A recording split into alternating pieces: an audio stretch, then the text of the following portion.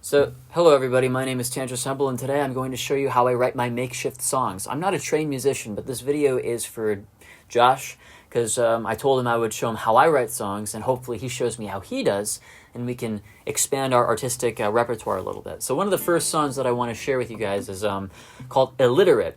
And Illiterate, you know, it's a very heavy rock song that goes like... right? And obviously I could play the main riff for you, but there's a chorus power chord riff that's really simple, and playing it on the guitar by itself, it sounds pretty dry and almost boring, right? If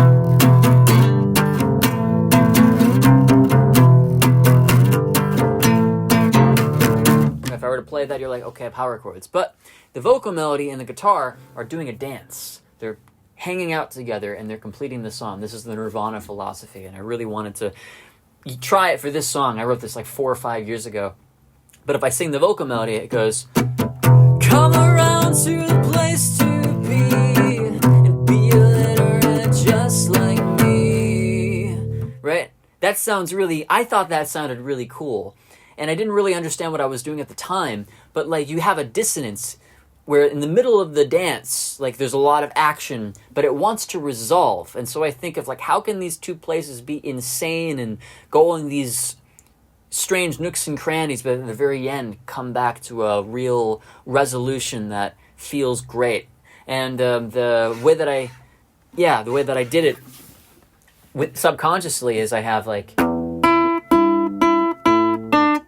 I have the D7 right here, but then I go,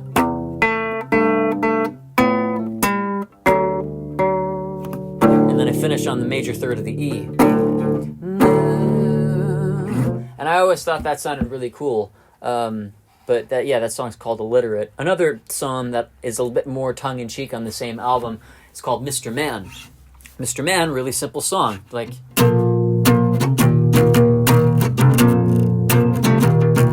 and you're like, okay, I don't get it. Why is that interesting?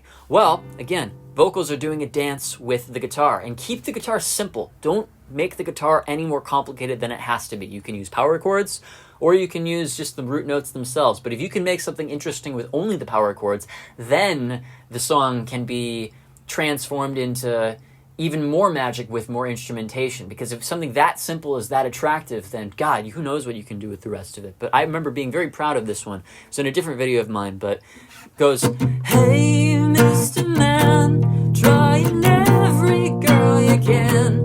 Before long, you've been captured by your heart without defense.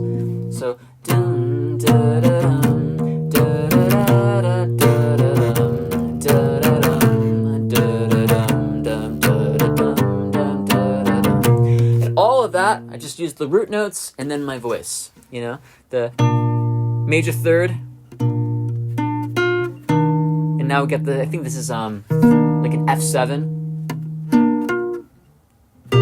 What is that? I don't even really know what this is. I think that's like the second, or technically like the 13th. No, that's not a 13th. I'm not a musician, but whatever. You can feel that the note is interesting, and let it kind of write itself, knowing that you only need those two elements to complete the song. You know, but I don't know exactly how to explain it. That's Mr. Man, the verse melody. I'll put that one in the description as well. Another song that I've always been proud of is called like Ugly 2. Goes like, the man from Brady Street comes walking, ooh,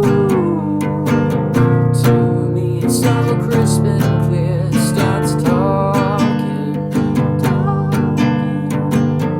and it grabs my gun. I can play the whole thing, but essentially like,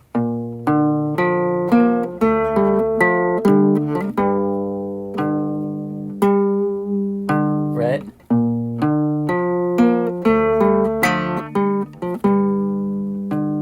So I'm actually finishing that C chord with one vocal melody, right? Wait.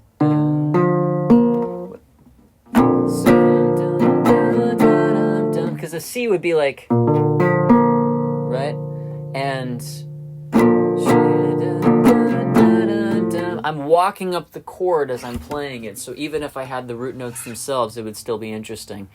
So you can have the root note and then just futz around in the middle of the chord, and you'll find something really interesting. There's never really a riff. It's just chords come first, and then something after that usually, comes to be. Another one that I really like is called Mouth Breather. So Mouth Breather goes, you look so good, and so do the others too. La la la la la la la la la la la la la la. So I have like.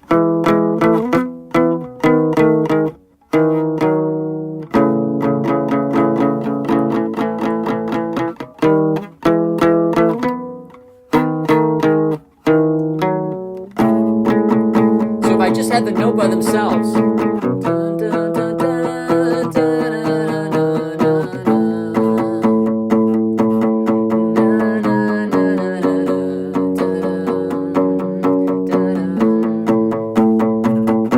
So, the whole song is just only the root note and the vocal melody, and just keep playing with it, because that's probably one of my favorite melodies of the album that I wrote, on Mein Welschmeers, because it's just very sweet and reminds me of like a special time in my life.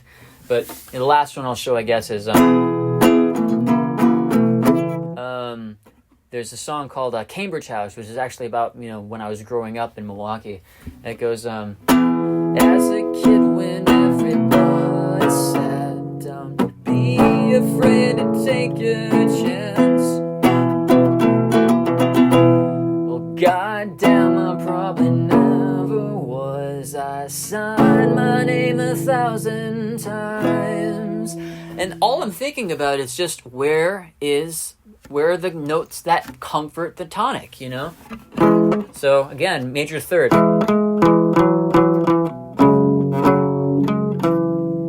What? And then so that's the ninth, I think.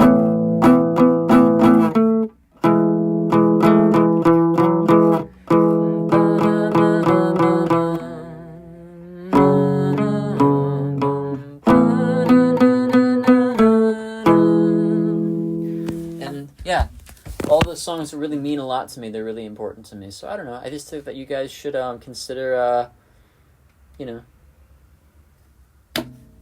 looking into that a little bit, because you can write really beautiful songs with basically nothing, and you don't need really big musical talent. All you need is just one note in your voice, and once you find the note in your voice, then you just put it all together. So yeah. I'm spacing out, wondering if words are real. And I just have fun with it, man. You're answering how a kid learned to say your name. How we get all the way to hell and back.